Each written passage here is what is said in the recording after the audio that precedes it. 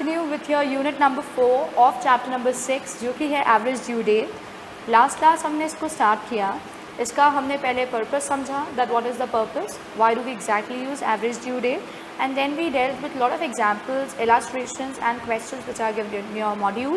Apart from that, we also did the questions which are given in your RTP based on that particular area. Now today we are going to proceed further with the next portion, with the next case जहाँ पे average due date का इस्तेमाल हो सकता है। Okay, तो आप जाएंगे और जाके heading डालेंगे when, एक minute, better would be I go and write. Okay, so we are dealing with the next case, calculation of average due date when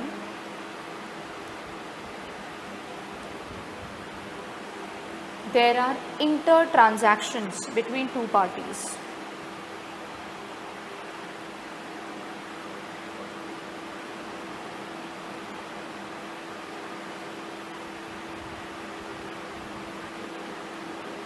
Between two parties.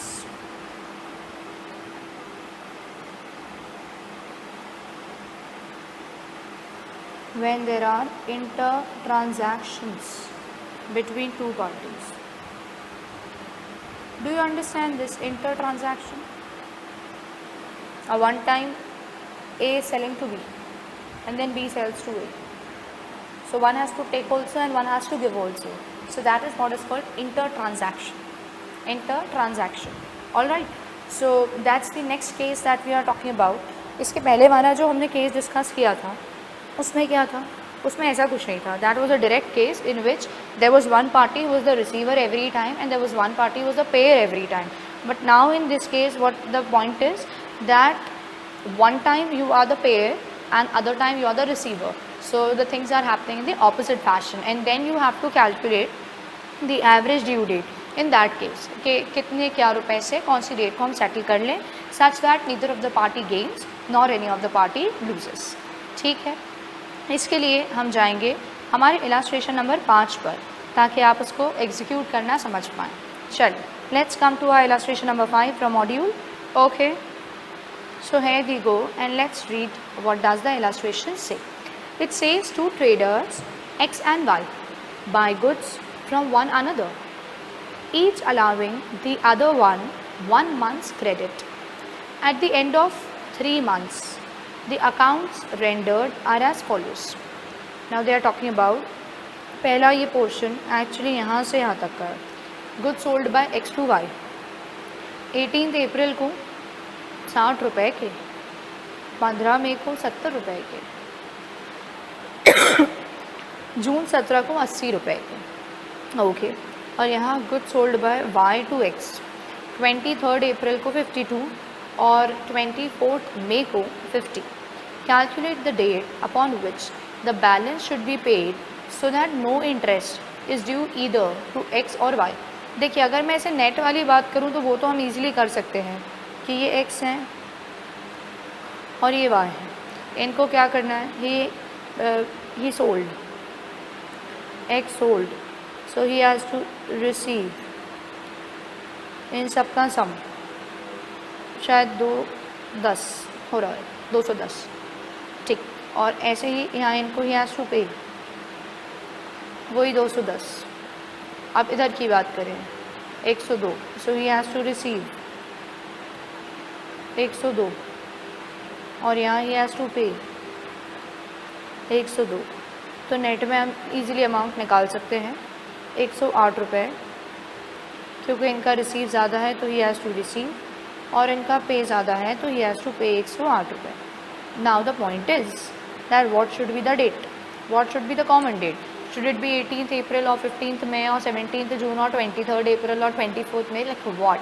तो वो हमको यहाँ पे कैलकुलेट करके चलना है. ये बात इतनी समझ में आ गई, तो ये आप अपने लिए लिख सकते हैं जस्ट फॉर अंडरस्टैंडिंग पर्पस, कि पेपर में नहीं दिखा के आना है, सिर्फ एक आपको आइडिया रहा है इसलिए मैंने आपको बता दी बात. ठीक है, चलो अब आप हेडिंग डालेंगे जाकर calculation of average due date, calculation of average due date. अब what you have to do, you will have to make two tables separately. First table that you make would be for the initial transactions where Y is supposed to make the payment. उसके लिए पूरा calculation कर लेंगे product तक, नीचे का काम नहीं, सिर्फ प्रोडक्ट तक. तो ये बनाया मैंने यहाँ कॉलम. एक क्या दिया है आपको क्वेश्चन में, दिया है डेट ऑफ ट्रांजैक्शन, है ना. उसके बाद उसके अलावा they have even set that there is 1 month for credit, तो ड्यू डेट आएगी. और हमारे पास मौजूद है amount, number of days from the base date निकालेंगे और एक प्रोडक्ट करके आ जाएगा ऐसे. तो यहाँ मैंने लिखा डेट. अभी ये जो टेबल बन रहा है, I would use black ink for you to understand. ये क्या है, एक्स सोल्ड वाई, उसके लिए है ये. मतलब वाई हैज़ टू पे के लिए we are doing all this calculation. ठीक. अब डेट के बाद आया आपका 18, डेट ऑफ ट्रांजैक्शन अप्रैल, 15 मई और 17 जून. ठीक. फिर आ गई आपकी ड्यू डेट. तो उन्होंने, ये कोई बिल विल तो है नहीं कि हम डेज़ ऑफ ग्रेस देंगे, 1 महीने का ड्यूरेशन क्रेडिट पीरियड है.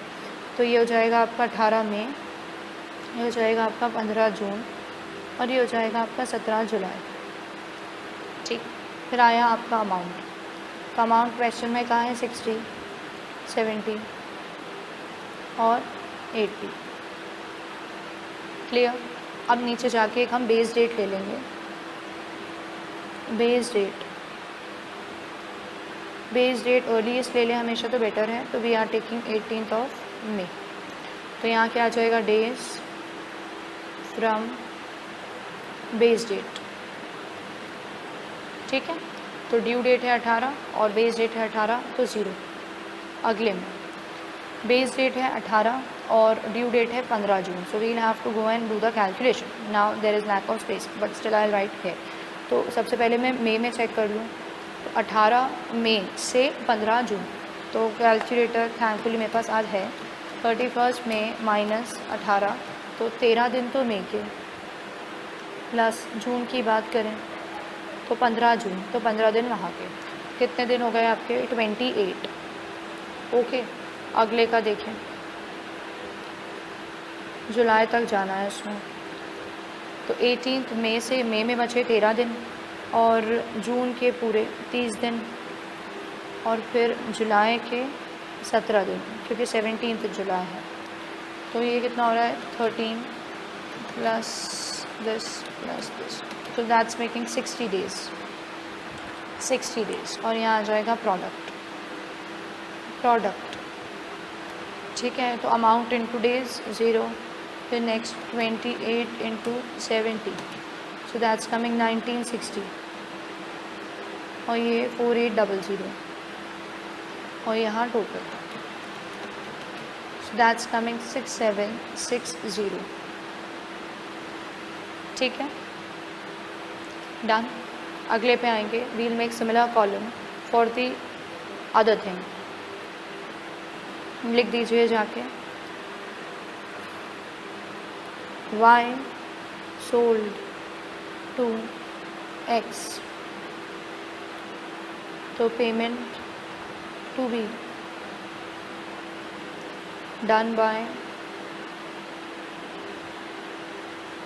X. Same columns would come up. पहला वो, फिर ड्यू डेट आ जाएगी, फिर अमाउंट आ जाएगा, फिर डेज फ्रॉम बेस डेट आ जाएंगे and then we will have your product. 2 ही हैं तो I will make it slightly छोटा.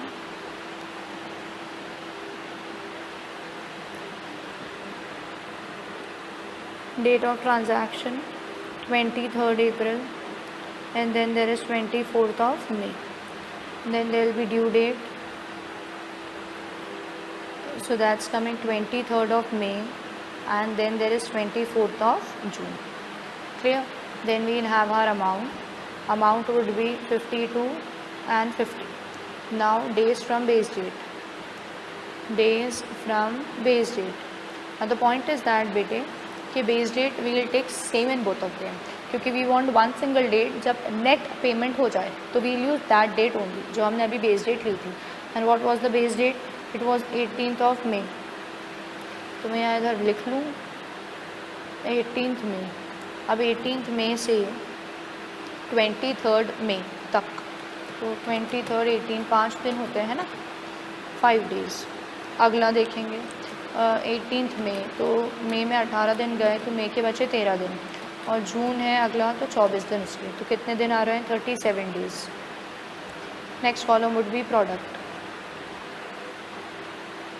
Product where we'll multiply the amount and the days. So that's making 260 in the first case. Check for the second one. That's making 1850, and we'll find its total. So that's coming 2110. 2110. ठीक है, amount का भी total कर लीजिए 102 रुपये, और पुराने वाले में भी अमाउंट का टोटल कर लें 210 रुपये. ठीक, यहाँ तक काम हमारा ख़त्म. अब पहुँचेंगे नेक्स्ट कार्य की ओर. अगला काम क्या है मैम? अगला काम आप लिखेंगे average due date is equal to, जो बेस डेट है वो आएगी ही, प्लस अब यहाँ पे जो दोनों में प्रोडक्ट आया था उनके टोटल का डिफरेंस. तो मैं ऐसा लिख दूँ, difference of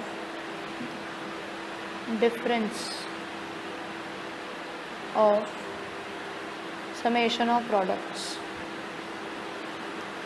upon difference of summation of amount. Point ये आता है मैम डिफरेंस क्यों ले रहे हैं बच्चे? ये इंटर है. इंटर मतलब आपस में कैंसिल हो जाएगा. 210 लेना और 102 देना, तो आपस में क्या होने वाला है? नेट आउट होने वाला है. इसीलिए हम उसको क्या कर रहे हैं? We are subtracting. Had it been कि एक ही इंसान को देना है और एक ही इंसान को लेना है तो वो चीज़ें जुड़ जाती, बट ये चीज़ें एक दूसरे के ऑपोजिट हैं कि कुछ लेना है और कुछ देना है, तो वो चीज़ें आपस में कैंसिल आउट हो जाएंगी. इसीलिए डिफरेंस भी यहाँ टेकिंग. तो बेस डेट हमारे पास क्या थी? आई थिंक वी हैड 18 मई. 18 मई तो यही रही.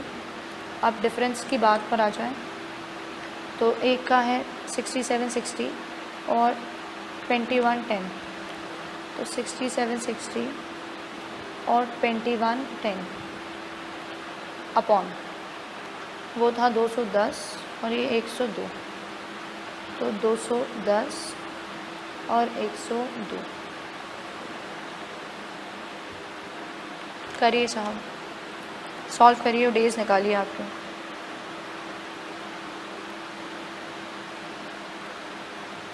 वैल्यू ठीक ही है. ओके, तो this minus I would do 6760, ये आ रहा है 4650 अपॉन ये तो 108 था ही.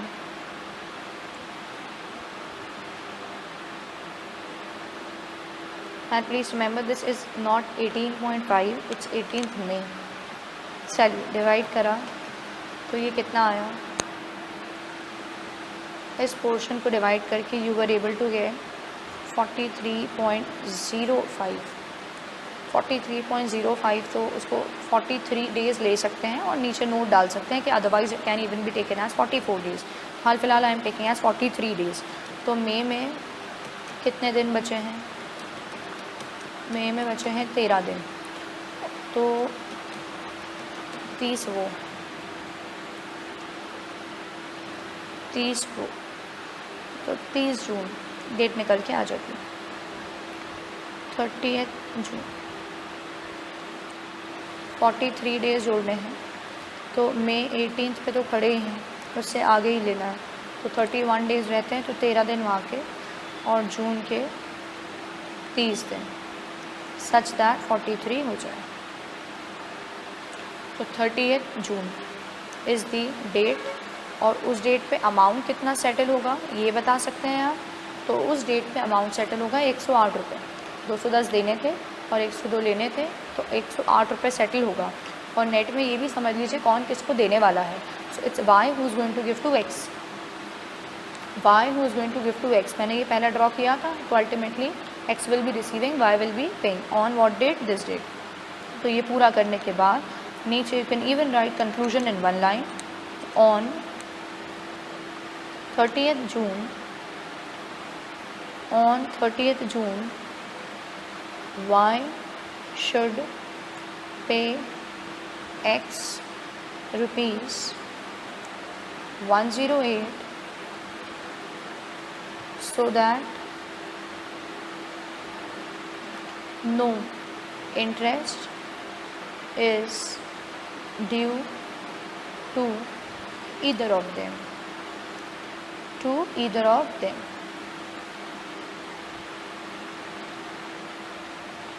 so that no interest is due to either of them. Okay, I hope that's done. Chali, proceeding with the next example. Here we come to your illustration number 6, which is again based on the same. Here they have talked about bills of exchange, but है question वही inter transaction वाला. So illustration number 6. चल, तो illustration number 6 यहाँ आया. क्या कह रहा है क्वेश्चन, पढ़ें. Manoj had the following bills receivable and bills payable against Sohan. तो सोहन से ही लेना है और सोहन को ही देना है. Calculate the average due date when the payment can be received or made without any loss of interest. Okay. Calculate average due date. Then they are saying dates, bills receivables, duration, then date, then bills payable, then duration. 15th August was a public holiday. Wow. However, 6th September was also declared as a sudden holiday. Now, when it's a sudden holiday, then succeeding, and when it was already declared in advance, then preceding. ठीक, चलिए जाएंगे और ज़रा अपन अपना calculation start करेंगे.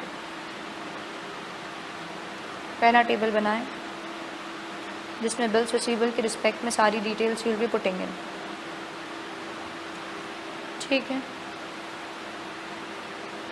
पहला column आपका क्या आ जाएगा, you will have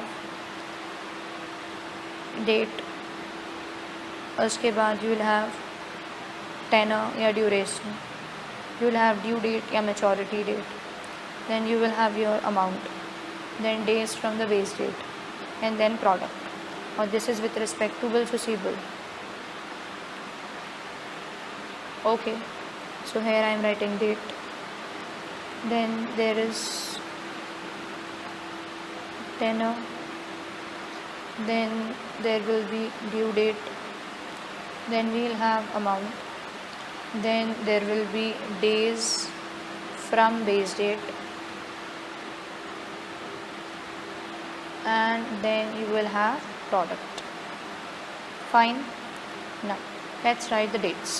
So date is 1st of June, then you have 5th of June, then there is 9th of June, then there is 12th of June. Baap re baap, so many bills in June itself, and same party is involved. 20th June. Duration 3 months, 1 month, 2 month, 3 months. चल, 1st June के बाद 1st July, 1st August, 1st September, 3 दिन जोड़े, 4th September. ठीक है, उसके बाद 5th June से 5th June से आया आपका 5th July, August, September, 3 दिन जोड़े, 8th September. 9th से जोड़ा 1 महीना, 9th के बाद हुआ जून जुलाई, तो 9th, 10th, 11th, 12th जुलाई. उसके बाद 12th June से 2 महीना, तो जून जुलाई अगस्त, 3 दिन 15, तो क्या लेंगे, 1 दिन पहले का 14 अगस्त, 1 दिन पहले का. 20 जून से जून जुलाई अगस्त सितंबर, तो सितंबर के हिसाब से 3 दिन जोड़े, तो 23rd सितंबर. अमाउंट 3000, 2500, 6000, 1000 और 1500. अब आया डेज फ्रॉम बेस डेट, तो नीचे जाके हम एक बेस डेट ले लें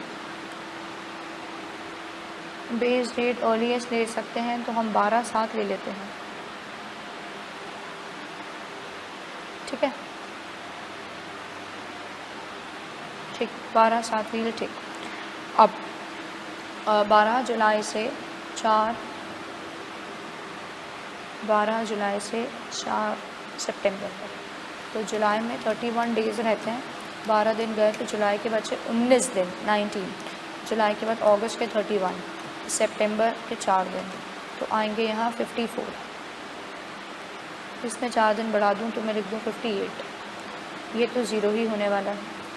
अगले के लिए कैलकुलेट करूँ, जुलाई में 31 डेज़, जिसमें से 12 दिन जा चुके तो जुलाई के बचे 19 दिन, जुलाई के बाद अगस्त 14 है तो 14 तक लेंगे तो 33 डेज़। अगला जुलाई में 31 डेज़, 12 दिन जा चुके तो 19 दिन जुलाई के, जुलाई अगस्त पूरे 31, सितंबर के 23, तो 73 डेज़ इसके लिए जाएंगे, ठीक। अब प्रोडक्ट करना है, करिए 3000 इंटू 54, सो दैट्स मेकिंग 1,62,000। अगला 2,500 into 58, so that's 1,45,000, then there is a 0, then 33,000, then 1,500 into 73, so that's coming 1,09,500 total,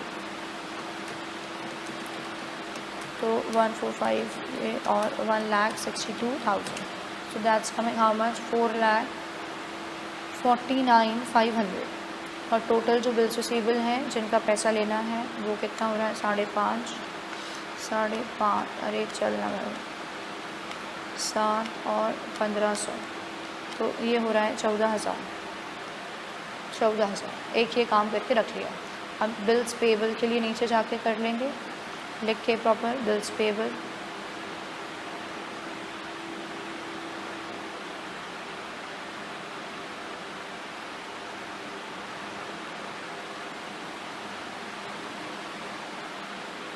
okay.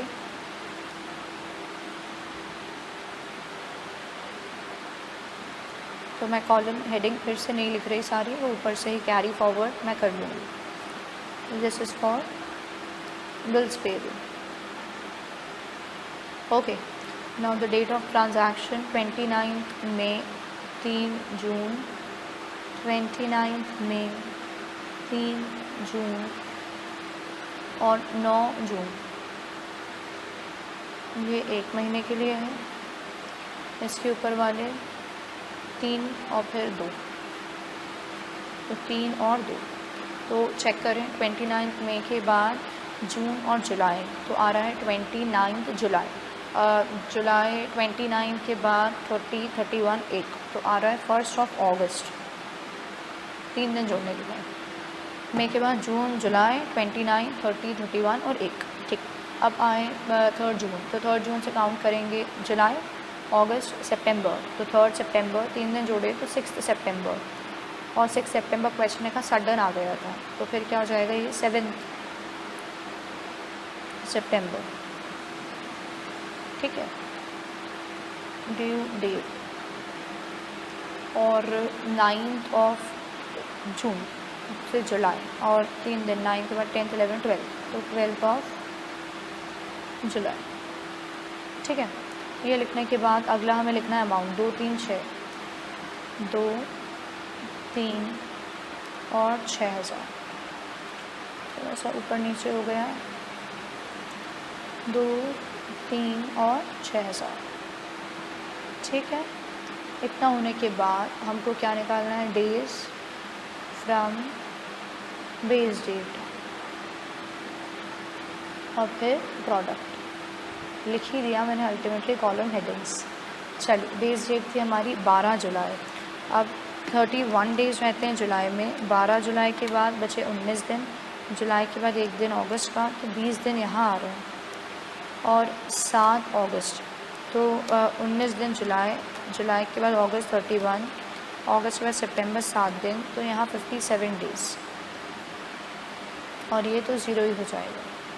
Product की बात करें तो पहला 40,000 हो जाएगा, दूसरा 57 इंटू 3, मतलब 171 1 2 3 और फिर 0 और इनका टोटल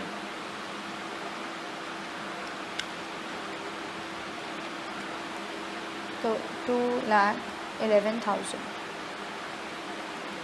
और ये कितना है 9 10 11 तो 11,000 देना है बिल्स के थ्रू और 14,000 लेना है तो नेट में 3,000 की बात है। ठीक है, अब यहाँ तक एक बार आप कैलकुलेशन पूरा चेक कर लें और मैं ये ठीक है 4,49,500 ये ठीक है बात। चल अब लिखेंगे इसके नीचे जाके हम हमारा फॉर्मूला क्या average due date is equal to what it is equal to the base date plus difference of summation of products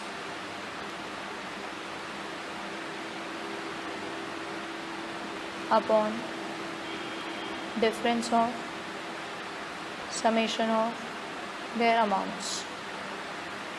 So base date that was chosen was 12th July. The 12th July ये रहा. Now when we talk about difference, so the total 4,49,500 और 2,11,000 449,500 और 2,11,000 will be in the numerator upon कितना है 14 and that was 11 तो 14 और 11 तो इसका मतलब बिल्स रिसीवेबल ज़्यादा है मतलब कुल मिला के 3,000 रुपये लेना है।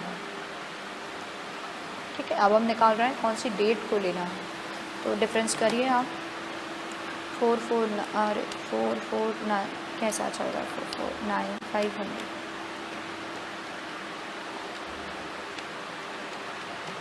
तो डिवाइड करने पे यू आर गेटिंग 79.5 डेज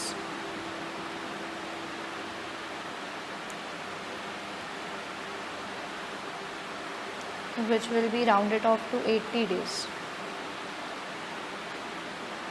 तो 79.5 मतलब नया दिन तो लग ही चुका होगा ना इसी 80 दिन। अब मैं ये ऐड करूँ तो जुलाई में कितने दिन बचे हैं 19 जुलाई के बाद आया अगस्त 31 डेज़ वहाँ अगस्त के बाद सितंबर 30 दिन वहाँ कितने हो गए इन सबको जोड़ के 19 + 31 + 30 तो 80 दिन हो ही गए तो फिर 30 सितंबर एक्यूरेट डेट आ जाएगी। व्हाट डू दे से 30 सितंबर एक्यूरेट डेट आ जाएगी। ठीक है, तो लिख देंगे जाके 30 सितंबर और इसके नीचे good enough that you right sentence party का नाम था हाँ मनोज तो मनोज शैल receive ₹3,000 on 30th September such that no interest accrues on both the parties. Such that no interest accrues on both the parties. All right. बात आपको क्या समझ में आ गई है? चट इलास्ट्रेशन 6 के बाद आगे पहुँचें और देखें इलास्ट्रेशन 7 क्या कहता है। तो here I am taking screenshot of illustration number 7 and taking it to your slide and you give it a quick reading.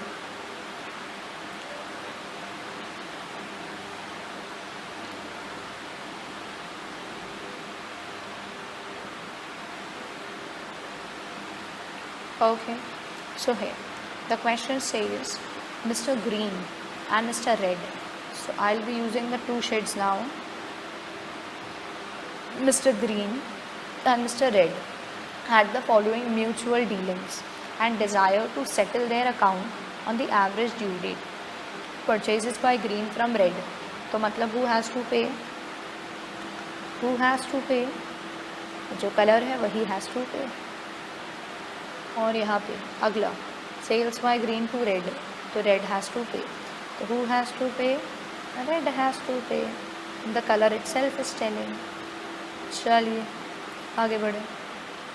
उनको चाहिए, you are asked to ascertain the average due date. You have to suppose that there are 28 days in February. So great. चलिए साहब, here I go and make the columns. सबसे पहला column आ जाएगा date. Date के बाद we can have the amount involved. Then there will be days from the base date, and then there will be product. Okay, so this is for green has to pay. ठीक है. Date 6th January 16, then 2nd February 16 my day, then 31st March 16, then the amount. So that 6,000, 2800 and 2000. Okay, now let's take some date as base date and we'll take probably the earliest one. तो नीचे मैं लिखने जा रही हूँ base date. This black is unnecessary.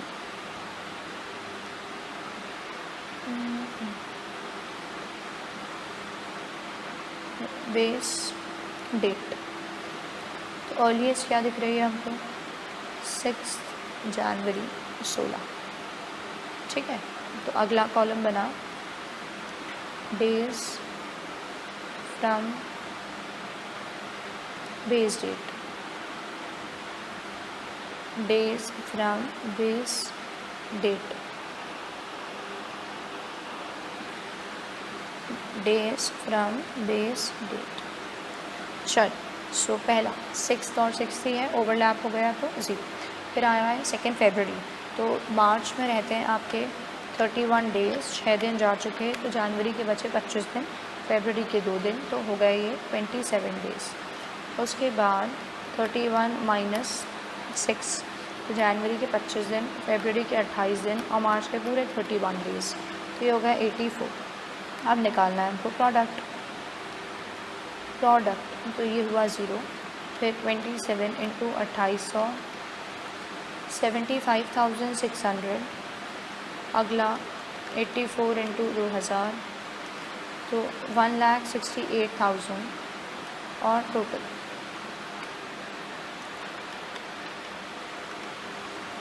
2,43,600. और amount का भी टोटल 8,800 प्लस 2000, 10,800. 10,800. ठीक है. चल अगले काम की ओर बढ़े. And now we'll have red. So first column for the transaction date, then the amount, then days from base date, and then the product. Okay, चलिए साहब. सो डेट्स वी हैव 6, 9 और 20. 6, इसको थोड़ा इसका मोटापा कम किया जाए. 6, 9 और 20, सब 16. ठीक है.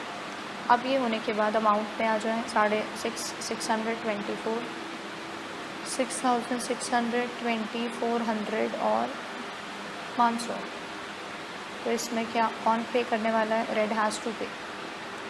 Red has to pay. Now what base date we have 6 जनवरी. तो वहाँ से तो ये ओवरलैप कर गया तो 0. अब दूसरे के लिए देखें तो जनवरी में 31 दिन में से 6 गए, तो जनवरी में बचे 25 दिन, मार्च में 28, वो फरवरी में 28, मार्च में 9, तो हो रहा है यहाँ 62 डेज़. उसके बाद अगले के लिए जनवरी में 31 में से 6 दिन गए, बेस डेट से काउंट करना है आगे, 25 दिन बचे हैं, फरवरी 28 और मार्च में 20 दिन, तो ये लिया 73 डेज़. अगला कॉलम प्रोडक्ट, ये हो जाता है 0. ये 62 इंटू 2400, 1,48,800. अगला 73 इंटू 500, सो दैट इज़ 36,500 और यहाँ इनका टोटल 148,800, सो दैट्स कमिंग 1,85,300 और यहाँ का टोटल 6,600 प्लस 2,400 प्लस 500 तो 9,500। ठीक है, ओके। अब पहुँचेंगे and we will solve it. So finally I use black shade, lot of green and red used. तो यहाँ जाके मैं लिख रही हूँ average due date is equal to base date में थोड़े दिन जोड़ देंगे, तो बेस डेट plus difference of summation of products upon difference of summation of their amounts. Base date we had 6th of January plus difference निकाल लें इसमें, तो 2,43,000 है, 243,600 माइनस दूसरे का कितना आ रहा है 185,300 ओके अपॉन नीचे 10,800 9,500 10,800 और 9,500 ओके। चलो 1300 24 है माइनस 185,300 डिवाइड बाय 1300, तो ये आ रहा है आपका प्लस 44.8 डेज़। तो इसको क्या लेंगे हम 45 डेज़, 45 दिन जोड़ देंगे। अब 45 दिन जोड़ते हैं तो डेट देखें क्या आएगी। जनवरी में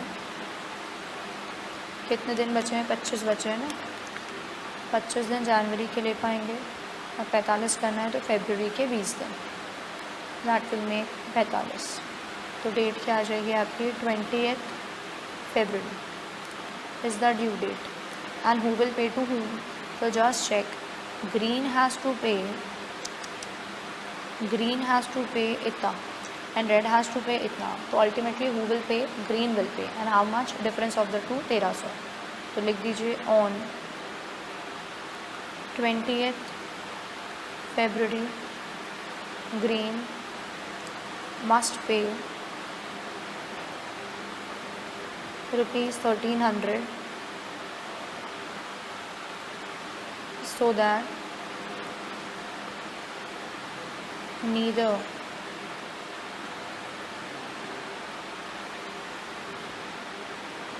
no कर दो, so that no interest accrues on either of the parties.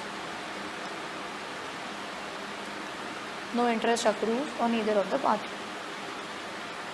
ये सेंटेंस एंड में डाल के आना चाहिए, दैट हु हैज़ टू पे हूम। और कितना ये 1300 है, ये थोड़ा सा लिखा गंदा है मैंने, 1300 इट इज़, तो 1800 सोचने लगे। 20 फरवरी डेट निकल के आपकी आ रही है।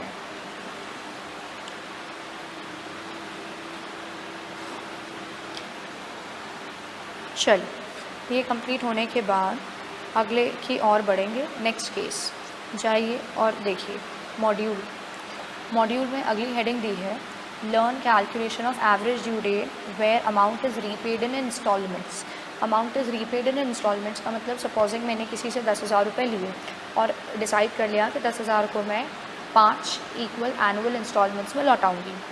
तो 10,000 को मैं 5 इंस्टॉलमेंट में लौटाऊँगी, तो हर बार कितना, दो। तो 2,000 पहले साल लौटाए, फिर 2,000 दूसरे साल, फिर 2,000 तीसरे साल, फिर 2,000 चौथे साल, फिर 2,000 पाँचवें साल। ये हेडिंग कह रही है, learn calculation of average due date where amount is repaid in instalments. चलिए, let's go and give the heading. अगला केस डालो,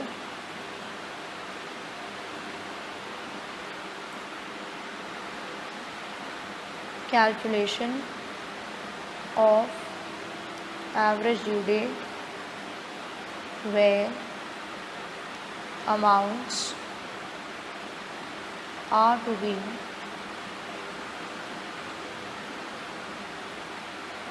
repaid in installments.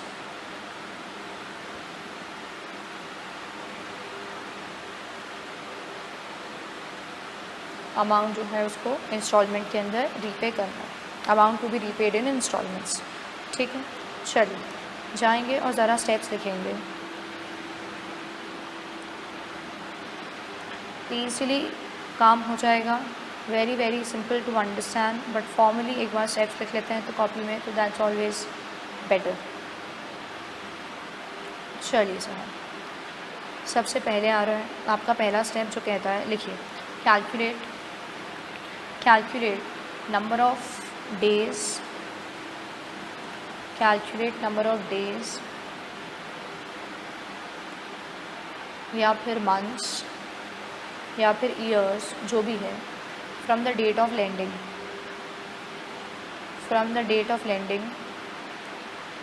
to the date of each repayment, from the date of lending to the date of each repayment. Calculate the number of days या फिर months या फिर years from the date of lending, जिस दिन दिया और जब पहली बार रीपे हो रहा है, दूसरी बार, तीसरी बार, तो हर एक का आपको नंबर ऑफ ड्यूरेशन कैलकुलेट करना है। अगला, find total of such days या मंथ्स या years, find total of such days या मंथ्स या years. Next, step number three, questioned will be the number of days या months या years, questioned will be number of days या months या years by which the average due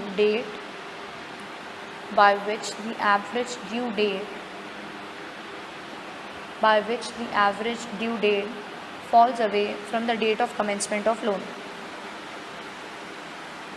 falls away from the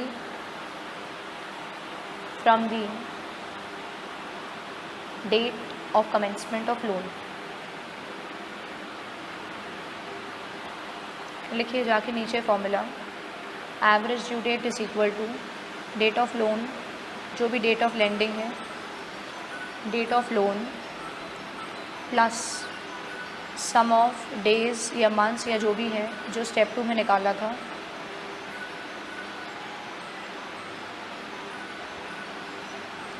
upon number of installments, upon number of installments, upon number of installments।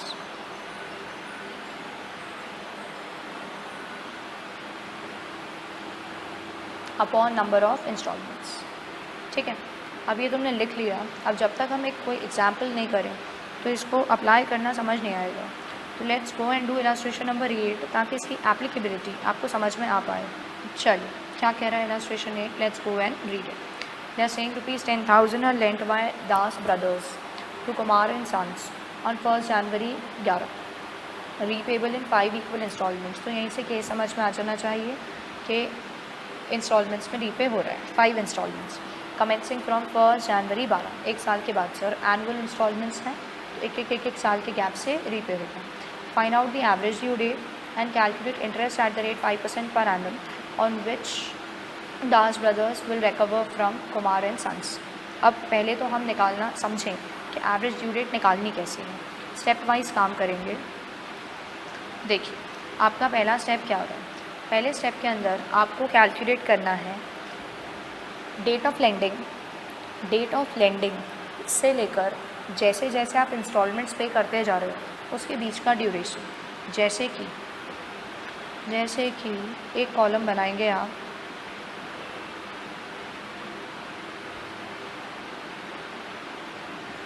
पहला column लिखिए date of instalment,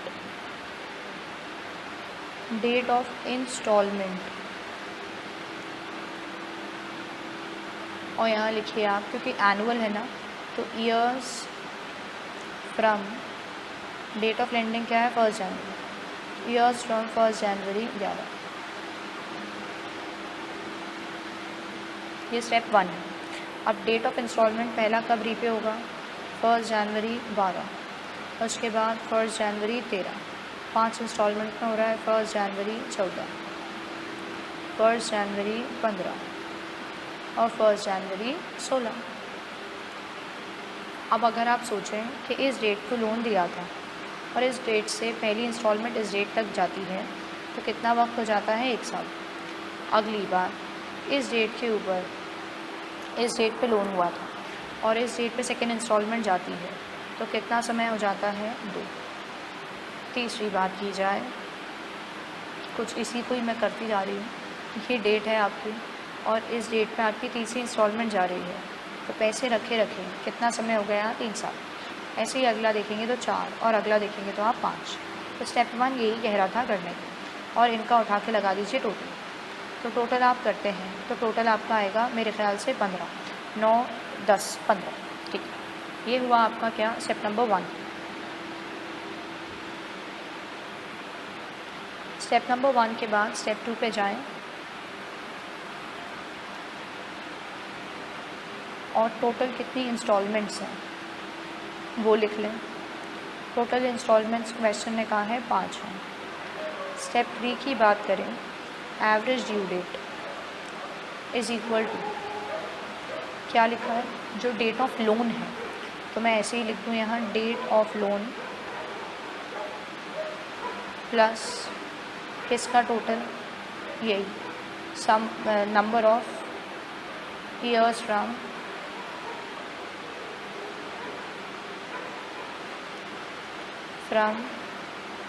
date of lending to instalment, date of lending to instalment upon number of instalments, upon number of instalments. ठीक है, तो date of loan देखिए आप क्या है? 1 January 11, 1 January 11। अब बात आई number of years from lending का जो टोटल आया, कितना आया? वो 15, और इंस्टॉलमेंट कितनी है? 5। 5 1 ज़ा 5 3 ज़ा, तो ये आ जाता है आपका 3 साल, 3 इयर्स। तो 1 जनवरी 11 से 3 साल पकड़िए तो 12, 13, 14, तो आपकी एवरेज ड्यू डेट आती है 1 जनवरी 14। अब क्या है कि जब हम प्रोसीजरल काम करने लगते हैं तो लॉजिक समझ नहीं आता। पहले ये निकाल लीजिए आप, फिर मैं आपको इसके पीछे का लॉजिक समझाऊँ। 1 जनवरी 14 आ रही है एवरेज ड्यू डेट, 1 जनवरी 14। अब इसका मतलब क्या है? What does it mean? देखिएगा साहब, बात ऐसी है, I am drawing and explaining it to you now. ये है यहाँ दास ब्रदर्स और अगले हैं कुमार एंड सन्स। ठीक है, अब इन्होंने इनको दिया कितना? क्वेश्चन ने कहा है 10,000, जो कि इनको करना है रीपे। ठीक है, अब रीपे करने के लिए 2 बातें हैं। बात नंबर 1 कि ये हर साल इक्वल देते चले इंटरेस्ट, वो इंस्टॉलमेंट 2000 पे 2000 पे 2000 पे 2000, ऐसी 5 इंस्टॉलमेंट ये दें। बट ये कह रहा है कि नहीं, I am not interested in installment, but I want one date जिस डेट के ऊपर उठा के मैं पूरे 10,000 वापस कर दूँ। I want that one date जिसके ऊपर मैं उठा के पूरा का पूरा वापस कर दूँ। ठीक है, अब दिमाग लगाना मेरे बच्चों, एक कोई डेट इनको बताना है जिस डेट के ऊपर ये पूरा वापस कर दें, तो वो एक डेट बताना मतलब एवरेज ड्यू डेट ही होता है। पहली डेट क्या है? जब ये वापस करना स्टार्ट कर रहे थे 1 जनवरी 12, फिर 13, फिर 14, फिर 15, फिर 16। तो 16 इतना डिले भी ना हो और 1 जनवरी 12 इतना अर्ली भी ना हो। ऐसा हो कि अगर, सुनिएगा, अगर इंस्टॉलमेंट ही होती तो जितना इंटरेस्ट मिल रहा था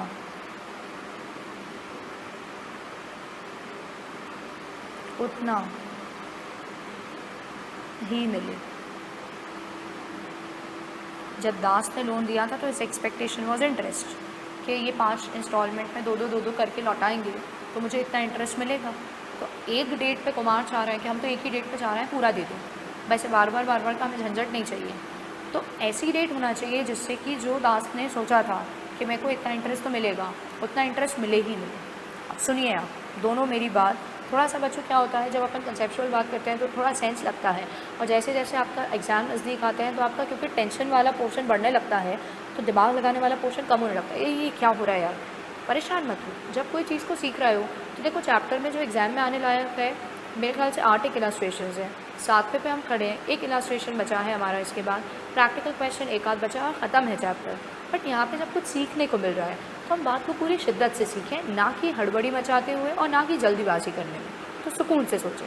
क्या बोली मैंने तुमको बात, डेट निकालना आ गई तुमको, वो बहुत सिंपल काम है, hardly anything.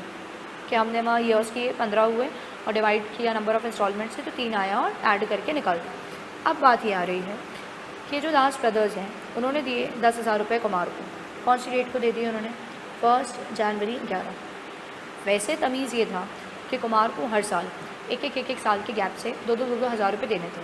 But now Kumar is interested कि भैया एक डेट बता दो, एवरेज ड्यू डेट, उस डेट पे मैं उठा के आपको आपका पूरा पैसे दे दूँगा इंटरेस्ट के साथ, इंटरेस्ट के साथ। अब दास क्या चाहेंगे, कितना इंटरेस्ट मिले, वही रहे सिचुएशन जो पहले थी, वही रहे सिचुएशन जो पहले थी। इंस्टॉलमेंट के समय जितना उनको इंटरेस्ट मिल रहा था उतना इंटरेस्ट तो मिले ही, और कुमार भी यही चाहेंगे, वो नहीं चाहेंगे कि उनको एक्सेस इंटरेस्ट देना पड़े, और ना ही दास चाहेंगे कि उनको उससे कम इंटरेस्ट मिले। क्लियर है बात? अब हम देखें ज़रा साहब, हमने एवरेज ड्यू डेट निकाली, हमने एवरेज ड्यू डेट निकाली। अपन फाइनेंस फील्ड वाले लोग हैं तो अपन को ये सारी बात समझ आना चाहिए। देखिए साहब, बात कुछ इस प्रकार है, किस प्रकार है मैम, लोन लिया 1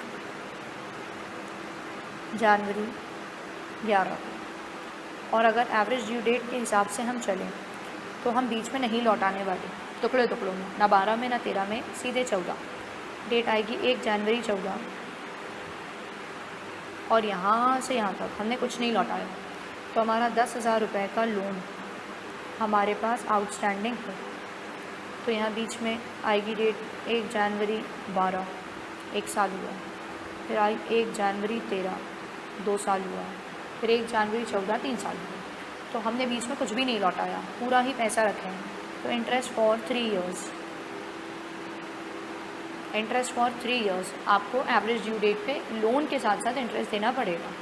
कितना लोन का अमाउंट है? 10,000।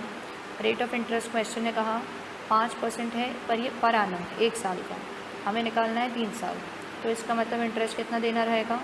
1500, 1500, 1500। तो कुल मिला के ये टोटल कितना पैसा देंगे? 10,000 लोन का और 1500 इंटरेस्ट का, और एक डेट, कौन सी डेट? 1 जनवरी 14 को ही विल पे 11,500। ठीक है। अब एक और बात सुनिए, ये आपने इतना लिख लिया, अगर एवरेज ड्यू डेट का फंडा नहीं होता, अगर एवरेज ड्यू डेट की कहानी नहीं होती और ये ऐसी इंस्टॉलमेंट खेल रहे होते तो फिर क्या होता? चलिए वो वाला भी इंटरेस्ट हम निकाल के देखें। आप लोग मैथ्स में चैप्टर नंबर शायद 4 ही है, मैथमेटिक्स और फाइनेंस पढ़ते हैं, simple interest, compound interest, annuity, वही वाली बेसिक बातें हैं। सबसे पहले मैं आपसे कहूँ, हमारा पहला साल है, या मैं पहली डेट ऐसी लिखूँ 1 जनवरी 12, 1 जनवरी 12, 1 जनवरी 12। तो ड्यूरेशन देखिए 1 जनवरी 11 से 1 जनवरी 12 तक टोटल कितने रुपए थे? 10,000 रुपये आउटस्टैंडिंग लोन। तो पहले साल का इंटरेस्ट कितना जाता? 10,000 का 5%, मतलब पहले साल का इंटरेस्ट होता 500 रुपये। अगली डेट आती 1 जनवरी 13, 1 जनवरी 13। अब 1 जनवरी 12 पूरा 1 साल रहा, उस 1 साल के एंड पे कितना देना था? 2,000 रुपये चले जाते, तो फिर कितना आउटस्टैंडिंग लोन बचता? 8,000। इक्वल इंस्टॉलमेंट चलती तो 2,000 जा चुका होता, कितना बचता? 8,000। अब अगले साल 8,000 पे इंटरेस्ट लगता, कितना आता? 400। अगली इंस्टॉलमेंट आएगी 1 जनवरी 14, 2,000 और पे हो गए, कितना रहा साल भर? 6,000। 6,000 के ऊपर कितना परसेंट? 5%, कितना इंटरेस्ट जाता? 300। अगला 1 जनवरी 15, 2,000 और पे हो गए, बचे कितने? 4,000। 4,000 पे साल भर का 5% इंटरेस्ट जाता है, कितना होता? 200 रुपये। फिर आई डेट लास्ट इंस्टॉलमेंट 1 जनवरी 16, 2,000 और दे दिए थे तो बचते कितने? 2,000। 2,000 पे 5% का इंटरेस्ट जाता तो कितना होता? 100 रुपये। फिर 2,000 और दे दिए तो फिर कुछ बचा ही नहीं, सब रीपे हो गया, दो करके। आप यहाँ सारे इंटरेस्ट का टोटल लगाइए। अगर हम इंस्टॉलमेंट में ही लेते तो टोटल इंटरेस्ट कितना देते?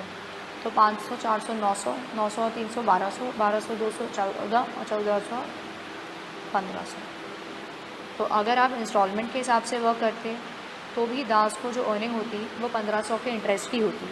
और अगर आप एवरेज ड्यू डेट पर उठा के पैसा देते हैं, एक बीच की डेट, ना तो 1 जनवरी 12 और ना ही लास्ट की डेट 1 जनवरी 16, एक बीच की डेट जो कि एवरेज ड्यू डेट, तब भी आप करते हैं तो सेम इंटरेस्ट रहता है। तो ना ही कोई पार्टी गेन करेगी, ना ही कोई पार्टी लूज़ करेगी, और इंस्टेड ऑफ पेइंग 5 टाइम्स एक सिंगल टाइम में पेमेंट हो जाएगा। कुछ बात समझ में आई? हाँ या ना? ठीक, तो मेरे ख्याल से तुमको ये बात समझ आ गई होगी और क्लियर होगा, क्योंकि एक ही एग्जाम्पल इसके ऊपर दिया है तो we don't have much to practice. But I would request कि तुम लेक्चर को फिर से पीछे करना और एक बार फिर से मेरे साथ पूरा कैलकुलेशन करना, फिर पीछे करना, फिर करना, 2-1 बार प्लीज़ कर लेना। उससे क्या होगा, एक तुम्हारी जो अंडरस्टैंडिंग लेवल है वो थोड़ी गहरी हो जाएगी। तो we don't have lot of questions to do on it, और एग्जाम में इतना कुछ पोस्टमार्टम करने को आता भी नहीं है। वो तो इतना ही बोलेगा एवरेज ड्यू डेट निकाल दो, बट तुमको समझ आना चाहिए, वो नीड है। That is something that which makes you different from others, so you have to understand this. So do what, go back, here again, फिर गो बैक, हेयर अगेन, और कैलकुलेटर पे 1-2 बार करो और तुम्हें लग जाएगा कि हाँ यह बात ठीक है, दैट्स क्वाइट क्लियर। ओके, तो उन्होंने क्वेश्चन में फरमाया था कि ये बता दीजिए, क्या बता दीजिए, calculate find the average due date and calculate the interest, जो कि वो उनसे रिकवर करेंगे। तो कितना इंटरेस्ट आ जाएगा? 1500। ठीक है, ओके। चलो लास्ट केस के ऊपर आओ, एवरेज ड्यू डेट के, और हेडिंग डालो केस करके इंटरेस्ट ऑन ड्राइंग्स। अब ये तुम पार्टनरशिप में पढ़ते ही हो, इंटरेस्ट ऑन ड्राइंग्स, बहुत सारे केसेस होते हैं उसके।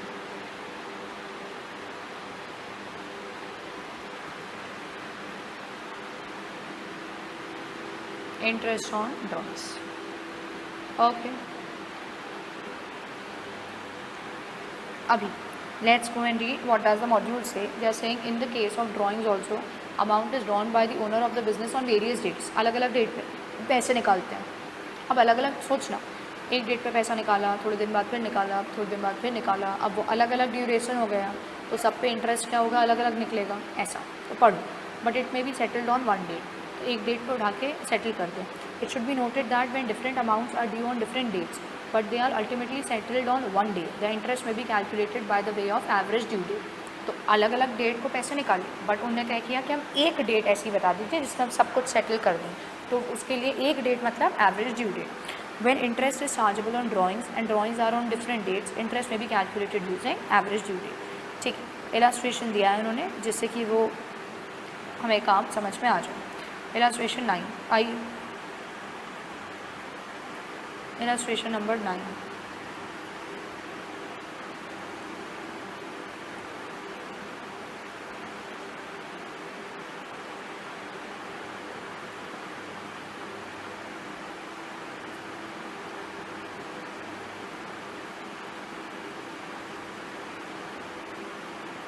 ठीक है, चलिए sir, let's go and read what does it से।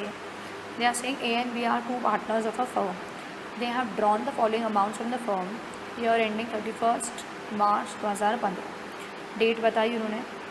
अब ये जो बता रहे हैं यहाँ से यहाँ तक, this portion is for a. ठीक है, तो 1 जुलाई को 500 रुपये निकाले, 30 सितंबर को 800, 1 नवंबर को 1000, 28 फरवरी को 400। फिर डेट और अमाउंट ये किसका है? बी का, ये बता दिया हम। कह रहे हैं इंटरेस्ट है 6% per annum on all drawings, calculate interest chargeable by using ordinary method. अब वहाँ पे भी अगर आपको चैप्टर याद हो, पार्टनरशिप याद ही होगा मेरे ख्याल से, तो उसमें 2 बातें होती हैं, एक होता है आपका प्रोडक्ट मेथड और एक होता है सिंपल मेथड। तो I hope you remember that. तो पहले कह रहे हैं ऑर्डिनरी सिस्टम से आप इंटरेस्ट ऑन ड्राइंग्स निकाल दीजिए। चलिए निकालें जाकर interest on drawings.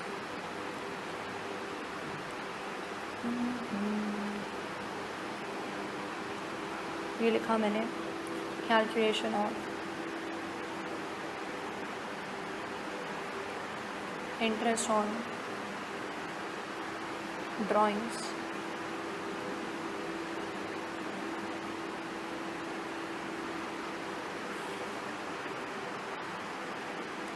using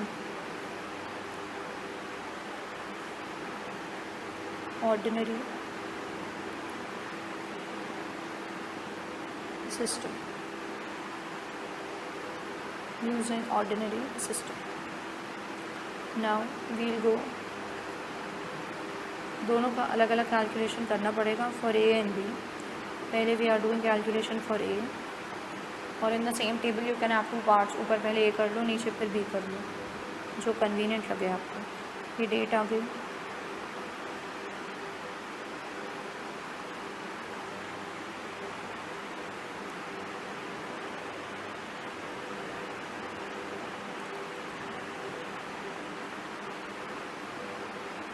next column क्या आ जाएगा, days up to the end of the year, फिर आ जाएगा आपका प्रोडक्ट।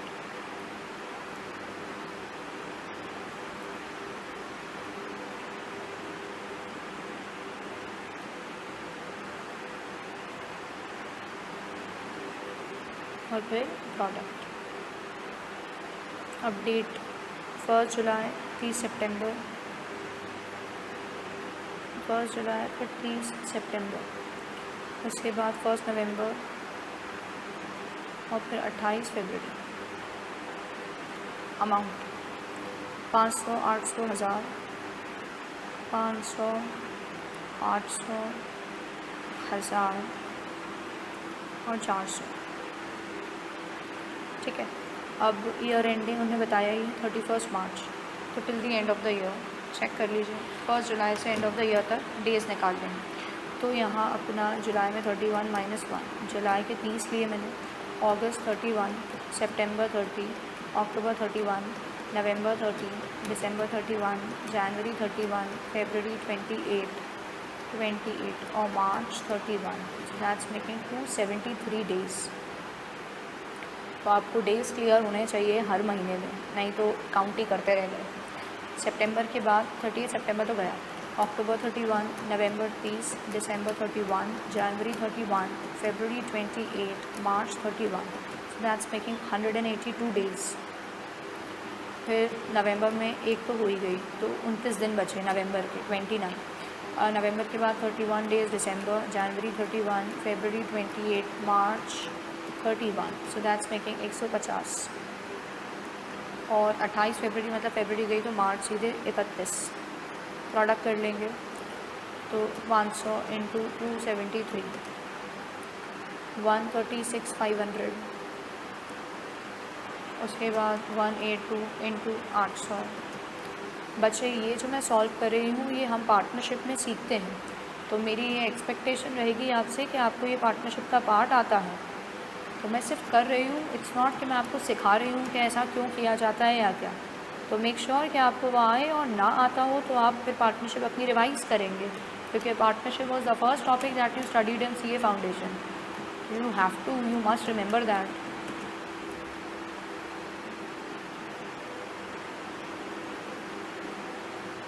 प्रोडक्ट ये आ रहा है टोटल।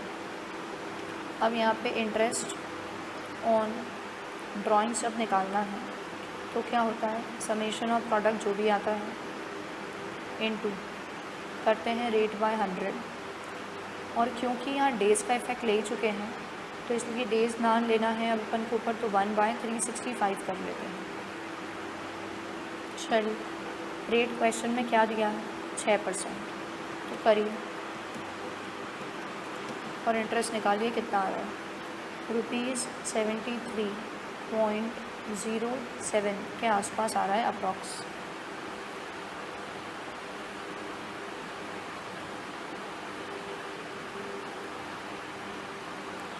$0.5 आ रहा है उनका, 0.7 आ रहा है मेरा, तो इतना बहुत थोड़ा बहुत राउंडिंग ऑफ डिफरेंस चल जाएगा।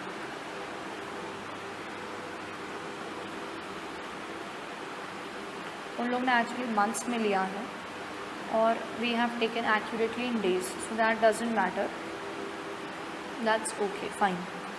तो 73.07 के आसपास ही आ गया आपका इंटरेस्ट। Okay done. चलिए let's go and calculate for the next one, B also. अब बी में तो बिल्कुल ही बीच की डेट्स हैं, तो डेज ही लेने पड़ेंगे।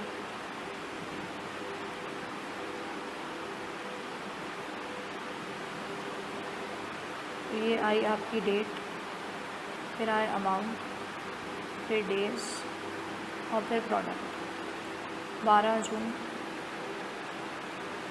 11 अगस्त, 9 फरवरी और 7 मार्च। 1000 रुपये, 500 रुपये, 400 रुपये और 900 रुपये। डेज चेक कर लें। जून में 30 दिन में से 12 गए, जून के बाद 31 डेज जुलाई, अगस्त 31,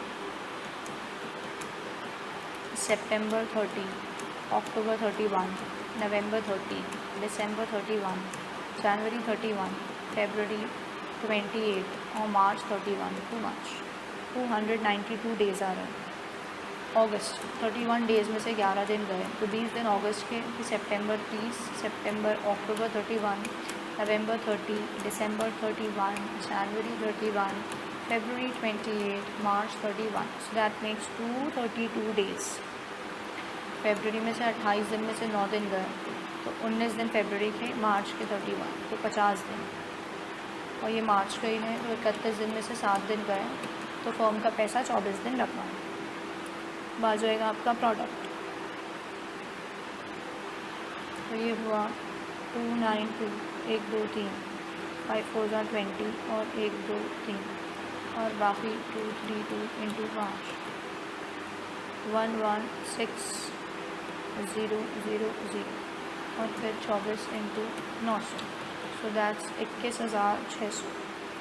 और इनका टोटल 20,000 और 11 और 292, 1 2 3, so that's coming how much, 4,49,600। ठीक है, 4,49,600। अब यहाँ इंटरेस्ट वही फॉर्मूला लगा के 4,49,600 6% के हिसाब से 6/100 डेज़ ले चुके, तो फिर डेज़ लेने नहीं है, तो 1/365 निकालिए कितना आ रहा है, दैट्स कमिंग 73.9 रुपीज़, 73.9 के आसपास आ रहा है। हाँ जी 91 ही आ रहा है, 906 आ रहा है, तो 1 ही है राउंड ऑफ करके अप्रॉक्स ज़रूर लिखा करिए, इससे एक थोड़ा डिग्निफाइड आंसर लगता है, like you know we are writing the approximate answer, we can not write all. तो वो छोटी छोटी बातें एग्जामिनर को लगता है क्या बात, अप्रॉक्स सारे शब्द याद हैं बच्चे, इसलिए ये आ गया कैलकुलेशन हमको। ठीक, तो दूसरे का कितना आ गया, 73.91 के हिसाब से। ओके, अभी अब कौन सा मेथड लगाना है, अब लगाना है मेथड हमको एवरेज ड्यू डेट वाला। वो कैसे करेंगे मैम, जैसे करते हैं, बहुत ही आसान, सेकंड जाके लिखो, भले ही नाम इंटरेस्ट ऑन ड्राइंग्स आ गया, but easily it can be done. What will be the procedure would be, you make columns, first of all first column वही जो भी हमने डेट डाली है वो, अमाउंट, डेट, फिर number of days from the base date और फिर प्रोडक्ट। ठीक है, अब यहाँ हम एक बेस डेट ले लें, तो earliest date should be taken as base date and a common base date if taken is always better. वैसे इनमें कोई कनेक्शन नहीं है, it's not inter transaction, inter party transaction, but फिर भी तो 1 जुलाई ले लेती हूँ मैं। चलिए ये मैंने यहाँ लिख दिया। अब यहाँ आ गई हमारी डेट, 1 जुलाई, 30 सितंबर, 1 नवंबर और 28 फरवरी। यहाँ आ जाएगा आपका अमाउंट 500, 800, 1000 और 400। अब यहाँ आ जाएगा डेज फ्रॉम बेस डेट, तो ये तो 0। दूसरा 30 सितंबर, तो 1 जुलाई मतलब जुलाई में 31 दिन, एक दिन जा चुका। फिर अगस्त 31, अगस्त के बाद सितंबर 30, तो यहाँ आ जाएंगे 91 डेज। फिर 1 नवंबर तक, तो सितंबर हो गया, अक्टूबर और नवंबर, तो ये आ जाएंगे 123 डेज। और उसके बाद फिर दिसंबर, जनवरी और 28 दिन फरवरी पे, तो दैट्स कमिंग 242 डेज, 242 डेज। और यहाँ निकाला प्रोडक्ट, तो 500 इंटू 00, फिर 91 इंटू 800, तो दैट 72,800, फिर 1,23,000 और फिर 242 into 400, so that's making 96,800 and its total 1,23,000 और 72,800, so 2,92,600 एंड इसका अमाउंट का टोटल, तो 23 मतलब शायद 2,700, तो 5 और 4 और 10 और 4 2,700, ठीक है। अब इसकी निकालें एवरेज ड्यू डेट पहले वाले की, तो बेस डेट प्लस 2,92,600 बाय 2700, तो 2,92,600 डिवाइडेड बाय 2700, तो इधर निकल के आपका आता है 108.3, उसको हम राउंड ऑफ करके 109 दिन ले लेंगे, 109 दिन।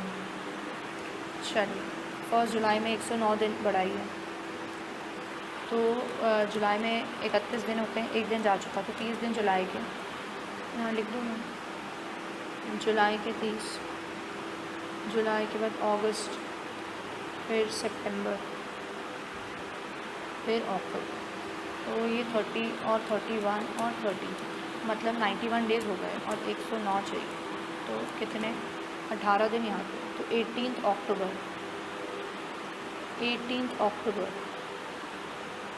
ईयर क्या है 15, 18 October 15 is the 18 October 15 is the average due date. इसका मतलब क्या है मैम? इसका मतलब कुछ ऐसा है, सुनिएगा, आपने 1 जुलाई को थोड़ा पैसा निकाला, फिर 30 सितंबर को थोड़ा निकाला, फिर 1 नवंबर को थोड़ा निकाला, फिर 28 फरवरी को थोड़ा निकाला, और टोटल निकाला है 2,700। So this is equivalent to 4 बार अलग अलग अमाउंट निकालने की जगह ऐसा माना जाएगा जैसे कि आप 18 अक्टूबर को 2700 निकालोगे, तो इससे जब आप इंटरेस्ट कैलकुलेट करोगे 31 March, so it will be same as ये जो 4 का अलग अलग निकाला। अभी आपने 4 इंस्टॉलमेंट्स में 2,700 निकाला था, कभी कुछ कभी कुछ कभी कुछ, तो सबका टेनर ड्यूरेशन अलग अलग था और वैल्यू अलग अलग थी। अब एवरेज ड्यू डेट मतलब it is one single date, as if कि आपने 18 अक्टूबर को कितने रुपए निकाले, 2,700 निकाले, तो वहाँ से लेके आप मार्च तक का जब इंटरेस्ट कैलकुलेट करेंगे तो आप पाएंगे it's coming exactly the same interest जो कि आपको हर एक का अलग अलग कैलकुलेशन करके मिला। तो मेरे ख्याल से आपको कैलकुलेशन समझ आ गया है। कितनी आ रही है इनकी? 17। कहाँ गया एक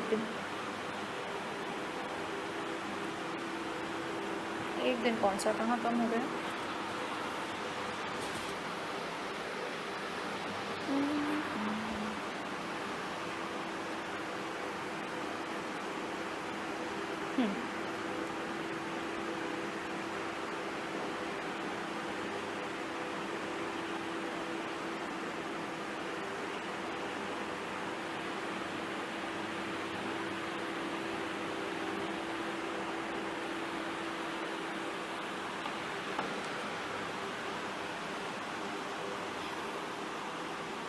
बेस डेट 1 जुलाई मतलब 1 जुलाई को पैसा निकाल लिया है, तो उसके हिसाब से कौन सी डेट निकल के आ रही है आपकी? 17 अक्टूबर। 17 अक्टूबर टिल मार्च 31 आप निकाल के देखेंगे तो इंटरेस्ट आपका वही आएगा जो आपका भी आ रहा था। चलिए करके देखें। इंटरेस्ट किस पे? 2700 पर कितना परसेंट? 6%। और 17 अक्टूबर से लेकर आप वहाँ तक काउंट कर लेंगे, कहाँ तक, मार्च तक। तो अक्टूबर 31 माइनस 17, तो 14 दिन यहाँ अक्टूबर के, नवंबर 30, दिसंबर 31, जनवरी 31, फरवरी 28, मार्च 31, तो 165 days by 365।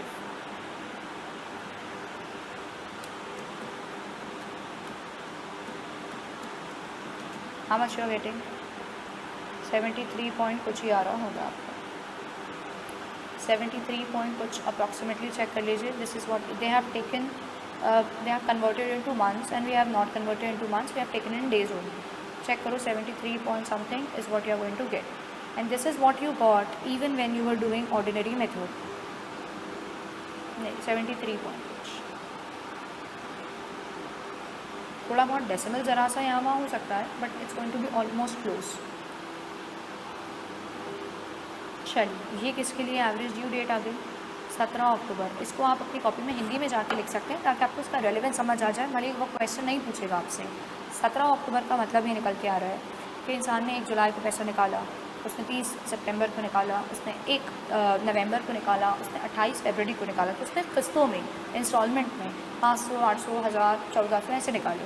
Instead of that, अगर वो कौन सी ऐसी डेट है जिस पे वो पूरा टोटल अमाउंट एक बार में निकालता तो भी वही रहता, तो 2700 अगर वो 17 अक्टूबर को निकालता तो 17 अक्टूबर से 31 मार्च एग्जैक्टली उतना ही इंटरेस्ट अक्रू होता जितना कि ये पार्ट पार्ट में निकालने में हो रहा ऐसा। So that's the common date, the average due date. Okay, चलो सेकेंड वाले का करें ज़रा। Let's calculate average due date for the second one. Date आ जाएंगी सबसे पहले 12 जून, अगला 11 अगस्त, फिर 9 फरवरी और फिर 7 मार्च। नीचे जाके हम एक बेस डेट ले लें। So you can take any date from this और यू कैन टेक माँ वाली डेट, उससे कोई प्रॉब्लम नहीं होती। सपोज 12 जून ले ली, अमाउंट लिखा यहाँ 1000, 500, 400 और 900। अब आ गए आपके डेज फ्रॉम बेस डेट, तो पहला हो जाएगा 0, दूसरा जून में रहते हैं 30 दिन, 12 दिन जा चुके। जून के बाद जुलाई के 31, अगस्त के 11, सो दैट्स मेकिंग 60 दिन। और अगला जून 30 में से 12 गए तो 18 दिन जून के बचे, जुलाई 31, जुलाई के बाद अगस्त 31, सितंबर 30, अक्टूबर 31, नवंबर 30, दिसंबर 31, जनवरी 31, फरवरी 9 दिन, सो 242। और मार्च के 7 दिन, तो 268 फॉर मार्च। फिर आएगा प्रोडक्ट, तो दिस वुड बी 0, 242 इंटू 400, 96,800। और अगले का product 268 into 900, so that's coming 2,41,200 and 2 plus 96,800 plus 300, so that's coming 3,68,000। और इन सब का टोटल 19 मतलब 9 18 2,800। अब average due date is equal to base date, उसमें जोड़ लीजिए this by this,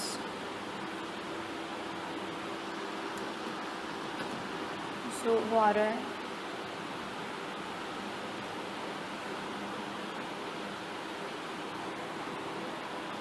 ऑलमोस्ट, तो मतलब 132 डेज, 132 डेज ऐड करो इसमें। जून और जुलाई, अगस्त, सितंबर, ये भी अक्टूबर आ रहा है ना। चेक करो, you will get some date 130, 3, 6, 8 divided by 28. So now they have rounded off to 131 days. Now that doesn't make any problem. So you take 132 days only. That's not an issue. और solve करके देखो, तुम्हारा 20-21 अक्टूबर जो कुछ भी है वो आ जाएगा. Just check what date you are getting. June, July, August,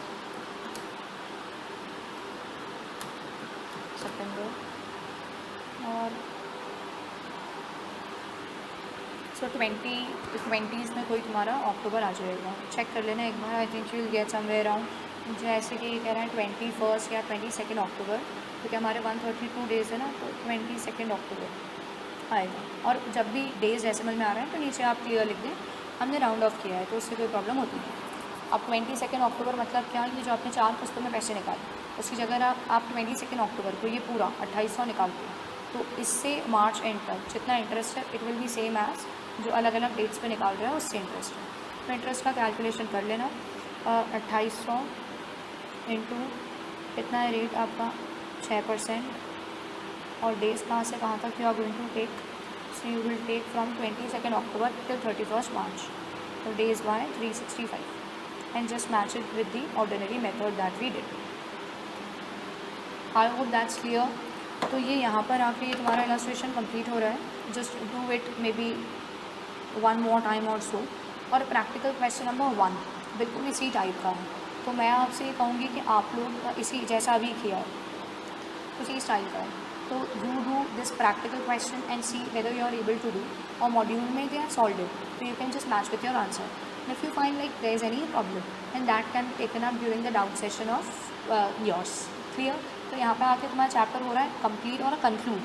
पूरे सारी हेडिंग वेडिंग हमने कर ली है. अगर तुम्हें नहीं बने प्रैक्टिकल क्वेश्चन 1 तो घबराना मत, मार्क कर लेना उसमें जो भी पॉइंट है और वो हम डिस्कशन करते हैं. ठीक है. So here we conclude your chapter. Thank you so much. Complete it properly. Take care. Bye bye.